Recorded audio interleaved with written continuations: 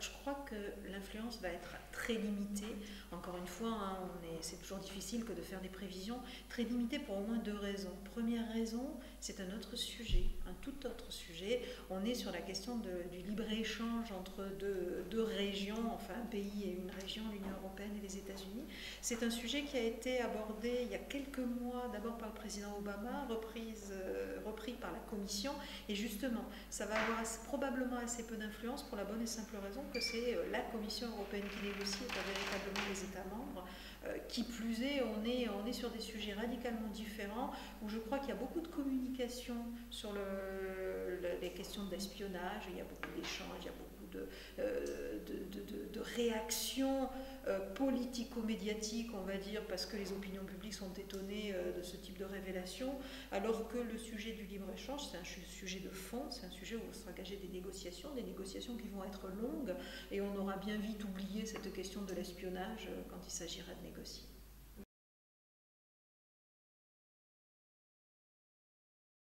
On peut dire que c'est quelque chose qui n'est pas nouveau entre les États-Unis et l'Union européenne. C'est des choses dont on a parlé depuis très longtemps. C'est quelque chose qui ne va pas fondamentalement changer la donne d'un point de vue très pratique. Les droits de douane, les barrières tarifaires et non tarifaires sont déjà très faibles entre l'Europe et les États-Unis. Simplement, l'Europe et les États-Unis sont les deux grands partenaires commerciaux. L'Europe est le premier partenaire commercial des États-Unis et vice-versa pour les États-Unis également. Donc on est vraiment sur deux grandes zones d'échange qui se rapprochent encore plus qu'elles ne l'étaient. Je pense que le signal, ou le symbole est surtout destiné aux pays émergents. À un moment donné, on sait depuis plusieurs années, depuis une quinzaine d'années, on est dans un contexte de mondialisation où de nouveaux partenaires émergent sur la scène internationale, où les discussions internationales, en particulier au sein de l'OMC, dans le cadre des négociations et des rounds de négociations de l'OMC sont difficiles parce qu'il y a ces nouveaux partenaires et qu'on n'a pas l'habitude de discuter. Et bien là, c'est symboliquement, c'est un rapprochement des deux grands de zones économiques, des deux grands pays consommateurs de la planète ou régions consommatrices de la planète. Donc on est vraiment dans une dimension très symbolique. On se rappelle avant les années 90, les années 60, les années 70, les années 80, où au sein du GATT à l'époque, puis de l'OMC, quand les États-Unis et l'Europe parvenaient à un accord, ils l'imposaient un petit peu à tout un chacun.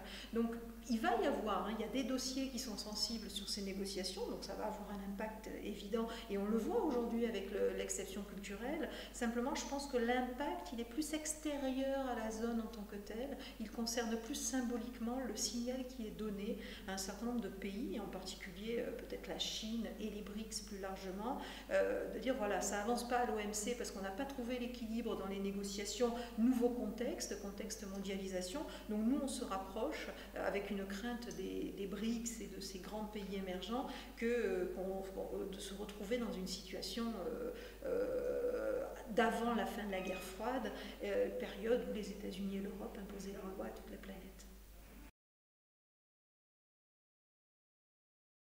Alors déjà c'est intéressant l'OTAN parce qu'on souligne depuis plusieurs années, en particulier depuis l'arrivée de Barack Obama au pouvoir aux États-Unis, que les États-Unis se désintéressent de l'Europe et que finalement l'OTAN c'est plus ça signifie plus grand chose et qu'en tout cas ça signifie de moins en moins de choses pour les États-Unis.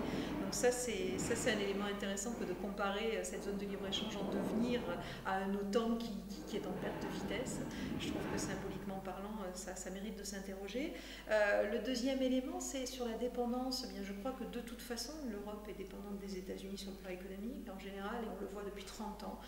Quand il y a une crise économique aux États-Unis, elle a des répercussions inévitables et indiscutables en Europe.